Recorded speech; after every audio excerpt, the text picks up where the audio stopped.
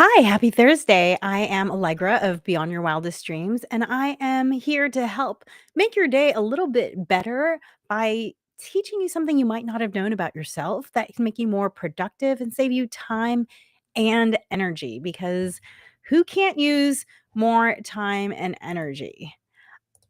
And I am the author.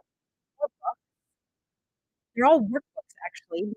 Brain science shows that when you put something into action immediately, you actually learn it better than you just read about it. I think we've all read a book and thought, "Oh, that was good," and then put it down and walked away, and a week later, we really can't remember it. Well, that's because you haven't really told your brain that it was important, and one of the ways you tell your brain something's important is by writing. There's this amazing connection between your hand and handwriting in your brain that increases learning more than even taking notes on a computer. And you might notice my voice is a little scratchy. I'm just getting over a cold, but I'm here today. So happy I have a voice. I haven't had one for about a week, but these are my 4 workbooks. If you don't know where to start, I would suggest starting with 3, 2, 1, done. This is all about getting your to-do list done. It is recently updated and revised, so you can get your paper book now. You can find all of my books at tinyurl.com/BYWD books. And by the way, if you are watching this, maybe you catch just a little bit of it, but you can't stick around, no problem, because this always goes up as the Harness the Power of Planning podcast. This will be episode, I think, 119. And today's topic is about making invisible work visible, and I will get into that more in a little bit, but also I've started to make people aware of what next week's topic is going to be. So I just wanted to let you know that next week's topic is about how to pick the perfect planner.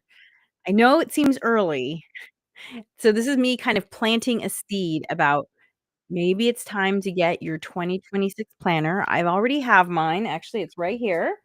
Here's my 2026 planner. And if you're curious what planner I use, if you go to my website, bywdreams.com, and in the top right, it says like favorite tools and planning tools and stuff, you can find my favorite planner there. But I've already had mine. I usually get it in the summertime because I already have to start putting information down for the following year. In fact, someone actually recently booked me for 2027. Somebody have to get next year's planner too.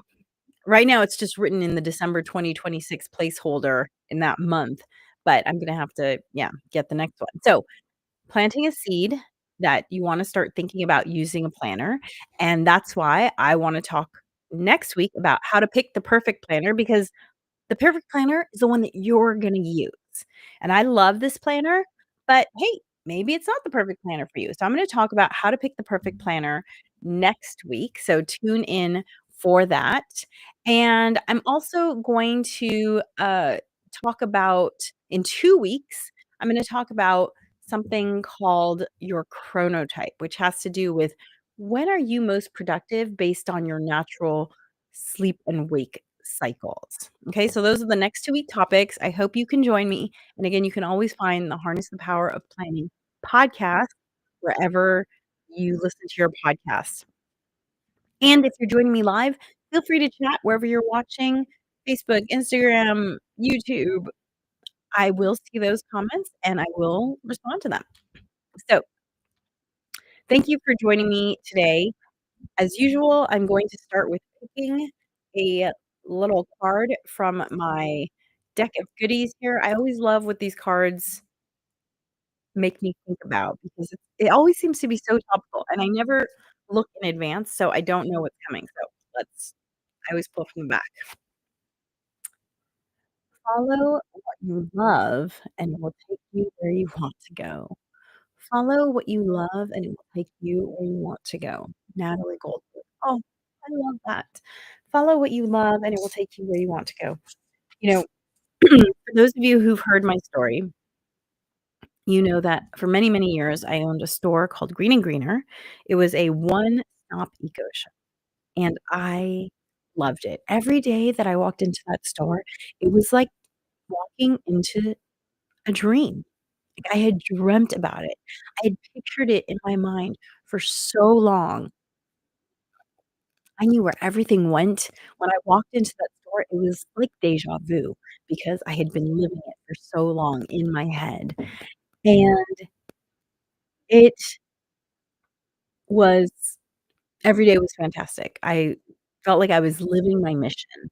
I was getting to introduce people to eco-friendly products. I was hosting events. I was teaching people to compost and how to, DIY home products and bath and body products. I loved it.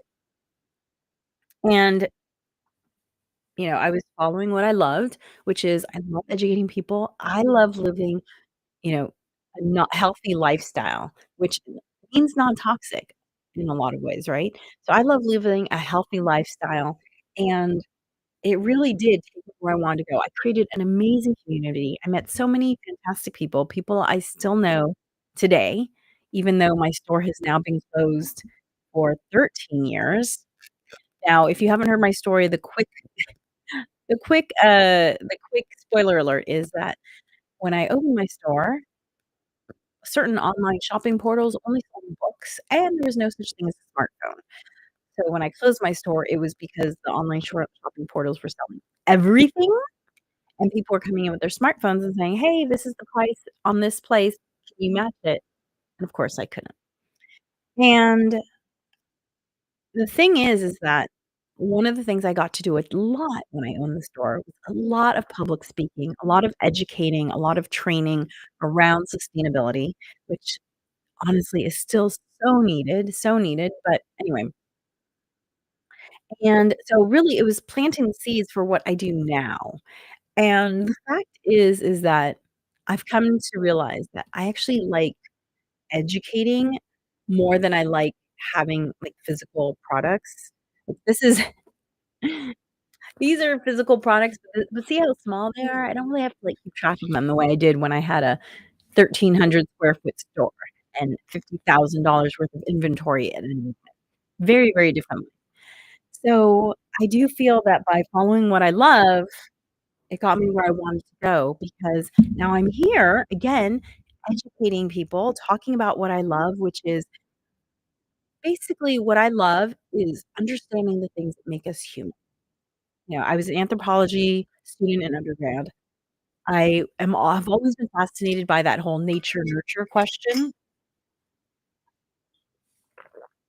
and the current thinking is that it's about 50-50, that your programming determines about 50% who you are, and that your experiences and how you react to them make up the other 50%. And the how you react to them is very important. You are not your circumstances. I want you to know. And the thing is I like making people aware of the 50 and the 50. You know, I always tell people I help humans human better because there's certain parts of being a human that are not changeable. Like humans are animals and we're designed to eat certain types of food. You can't feed a dolphin a steak and you can't feed a bear, tempeh and expect them to thrive because that's just not the kind of food that they're designed for. So I like to make people aware of that 50% of your programming that you can't control, that, like, as a human, these are the things that affect you, such as, like chronotypes. Like, we need a certain amount of sleep. It's just a reality of being human. And yet so many of us, we live lifestyles that make it difficult for that 50% to thrive, right? If you're not sleeping enough, if you're not eating well, if you're not staying hydrated. I'm actually working on my 5th book, which it's gonna do with habit formation. I'm unsure on the title, so feel free to vote if you wanna vote. The titles I'm thinking about are Rock Your Habits, because, 3 of the books already have Rock Your in the title. This is my 1st book, which is why it doesn't have Rock Your in the title. So, Rock Your Habits. I also thought about calling it, The Little Book of Good Habits, and the other title was Good Habits Made Simple. So, basically, I want to help people learn how they can engineer their habits to help them live a life beyond your wildest dreams.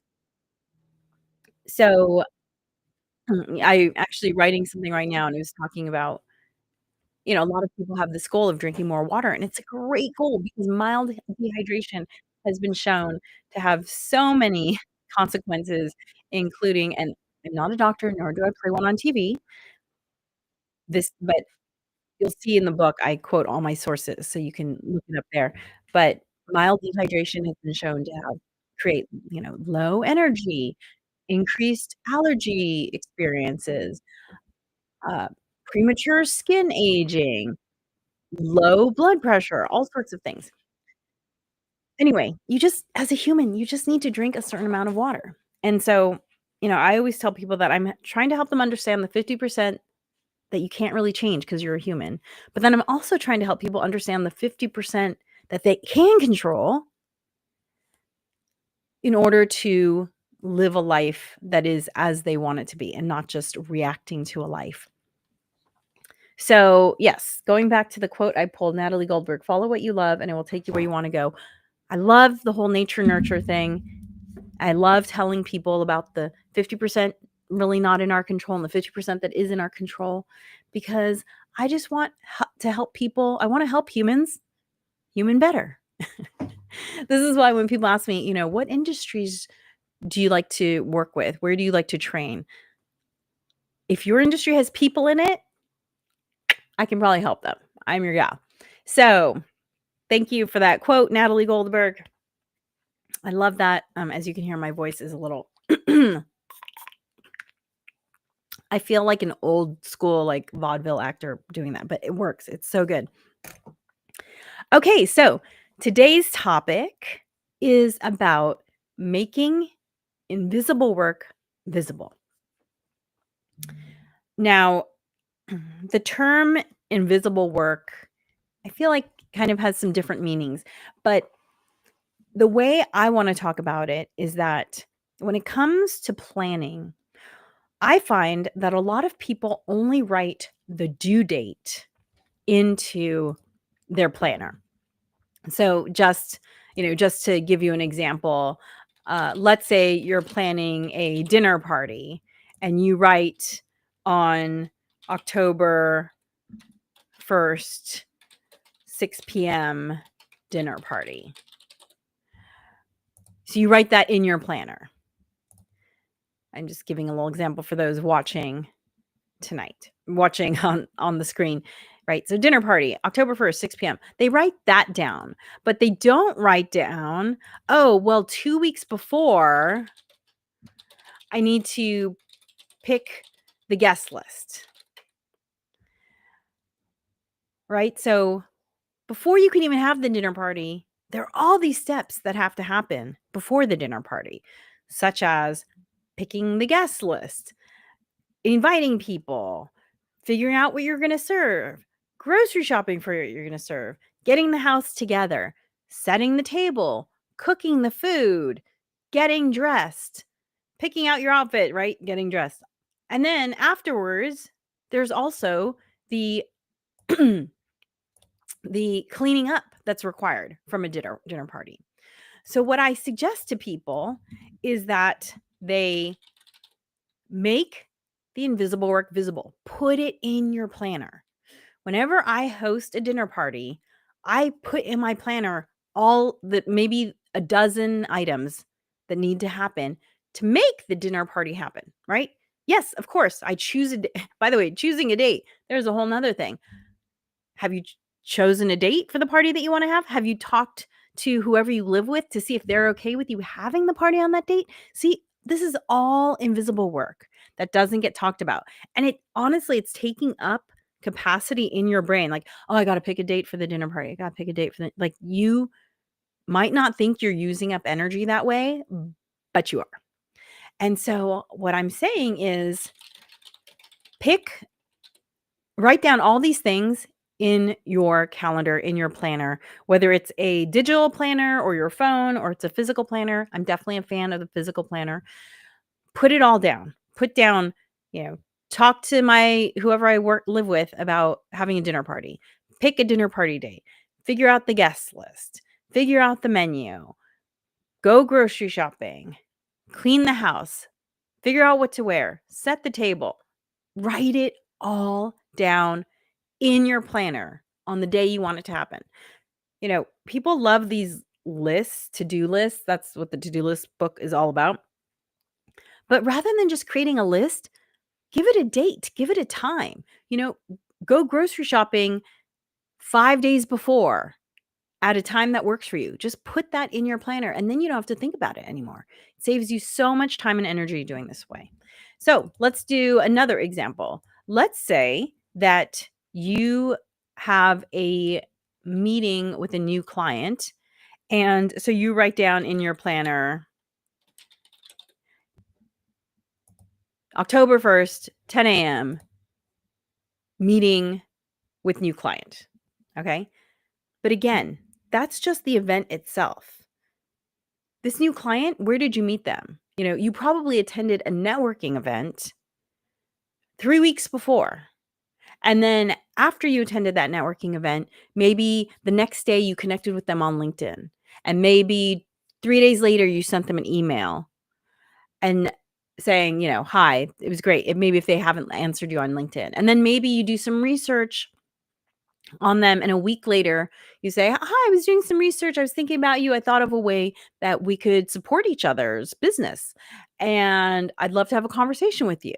And then maybe, you say, let's set up a time to talk on Zoom or phone or whatever.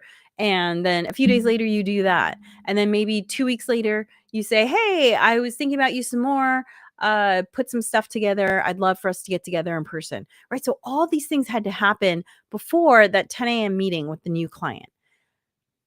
You can build that into your planner. As soon as you know you have a networking event on the books, start building in, okay, next day, follow up on LinkedIn. 2 days later, follow up by email. You can build all of that into your planner. And then you can also, after you have that 10 a.m. meeting on October 1st, you can also build in all the follow-up that's going to happen afterwards. Because if you've ever been in business for yourself or in sales or marketing of any kind, then you know that the points of contact are the tip of the iceberg in a customer relationship. So much happens afterwards with following up, especially in this day and age where everything's so crowded, right? People don't always check their emails. Some people are on LinkedIn. Not all people are LinkedIn. Do you have their phone number? Are you going to call people? All of this is invisible work that is just taking up brain power. Put it onto paper, get it out of your brain, get it into time. The other thing that's really great about making invisible work visible is that it helps you when you're talking to the people in your life. Like, for instance, let's say your manager is asking you, hey, what have you been up to? If you haven't put in your planner, follow up with person I met at networking event, then you might forget to say that. You might forget to say, I went to this great networking event. I met 5 people. I've already followed up with them on LinkedIn. I've started working on an email that I'm going to send out in 2 days. Look how different that conversation is than if you hadn't made that invisible work visible, even to yourself, because sometimes we're just not aware of the things we're doing. So it makes us aware, it gives us a new appreciation. It gives the people we're working with a new appreciation because now we can tell them, oh, well, this is my follow-up plan. These are the things that I'm doing to cultivate future clients.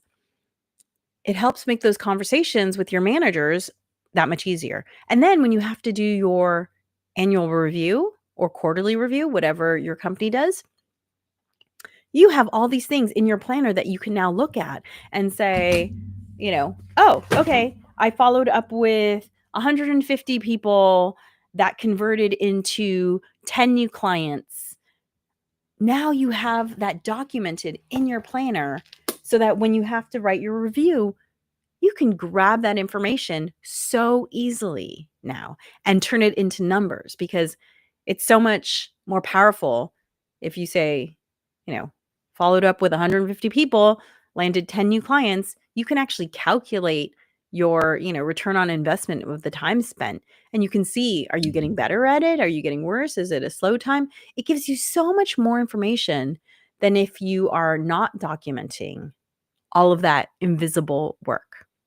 It's also really helpful, I have to say, in my family life because I work from home. My husband does not. And there have been times where he had said to me, this was early in our relationship. We've been together a very long time now. What did you do today? Because I make my invisible work visible. I could say, oh, well, I did this, I did that, I did this, I did that. People don't know what you're doing if you don't tell them. Even though the laundry's getting done and the food is in the refrigerator, people have this ability to forget, oh, someone actually got that food for me and someone actually did that laundry for me. So sometimes it's important to make the people in your life aware of the contributions that you make so that it gives them an opportunity to say, oh my gosh, you did so much. Thank you for that. And also vice versa. I make it a point to say to my husband, hey, thanks for what you do at work. I know I don't get to see it. I know I'm not aware of the actual steps, but thank you for what you do and how it contributes to our household. So make invisible work visible. It helps to get your thoughts straight about what you need to do in order to accomplish a bigger goal. It helps to make communication easier in professional settings and personal settings because now you have written down exactly what you've been doing and you can communicate that effectively. And it saves you so much energy in your brain because you're not trying to hold all that up here, which then frees up your brain to do more creative thinking, more problem solving thinking, because you're not just using your brain to remember, remember, remember. So, 3 great reasons to make invisible work visible. And I hope you found that helpful. If you are watching this or listening to this as the Harness the Power of Planning podcast, be sure to like, subscribe, rate, follow, do all the things. It costs you nothing and it helps me with the algorithm. And if you'd like to find out more about what I do or have me come speak at your community or your organization, visit bywdreams.com. My voice is totally going. And you can also find out more about me, like for corporate training, et cetera, if you go to inspireinformignite.com. You can find it all on bywdreams.com as well. It's just click under corporate training or training and events, and you'll find all of that there. And if you want to, work with me more, you can read my books. I have some online courses. And my voice is going, so I'm going to wrap this up and just say, as always, planning makes everything easier. Oh, sorry, I just saw this comment. Hi, Cassandra. Yay, thank you. Cassandra said, love your actionable tips. I need to implement these more with my client work. I conduct so many workshops without scheduling the time to build them in. Yes, and you know what? One other thing. If I can get my voice to last. One other thing related to what Cassandra just said is, I talk to people all the time who say that they're in back-to-back-to-back meetings and they feel like they never have any time to do the action items that come up in those meetings. If you find that you need that time, build that into your schedule.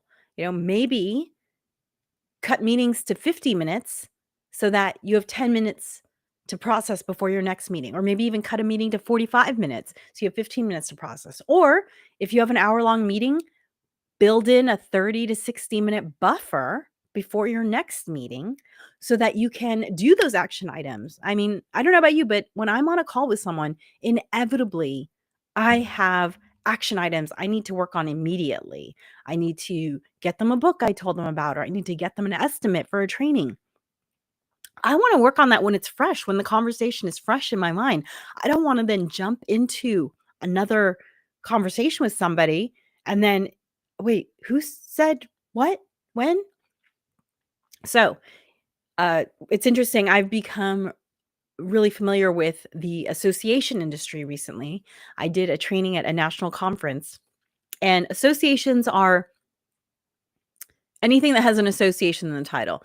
That's obvious. Sometimes it's not always obvious, but for instance, homeowners associations, the American Dental Association, there's so many associations. And associations, some of these associations are actually managed by outside companies, which are called association management companies. And these association management companies might manage multiple, like 8, 9, 10, 11, 12 associations. And so you might be talking to the American Dental Association at 9 and then talking to the Homeowners Association of Santa Clarita at 10. And imagine if you're confusing those conversations, they're talking about such different things. So I would highly, highly recommend that when you're talking to different clients, don't do it back to back. Give yourself 25% to 100% of the time of the meeting that you had to process that meeting. So if you had a 60-minute meeting, give yourself a minimum of 15 minutes and a maximum of an hour to process it, think about it, write your notes, do any to-do items that you can do quickly, put into your planner any deliverables that are deliverable later on, and just kind of reset for your next meeting so that you're not going in kind of with your brain already full and you go into your next meeting with your brain already full. You're just not going to be as productive. You're not going to be as good a listener because all of those things that you said you would do for the client that you just talked to, they're kind of crowding your head. So that's another part of make invisible work visible. If you feel like you don't have time to process things, to implement things, then you need to build that time in. And it might just say, hey, implement things discussed. Like maybe you say on Tuesday, you save 10 a.m. for implementing things discussed on Monday. And maybe, for the next day, maybe 10 o'clock is always an implementation block. Plan your calendar however you want, but be sure to give yourself time to do these things that aren't a meeting time. You still need a time in your planner to do these things because otherwise it just doesn't really happen. Okay, Cassandra, thank you so much for that comment. And I'm glad my voice held out. And follow me, rate, subscribe, check out my website. And remember, planning makes everything easier. See you next week. We're talking about how to pick the perfect planner next week. And then the week after that, we're going to talk about chronotypes and how knowing your chronotype can help you be more productive.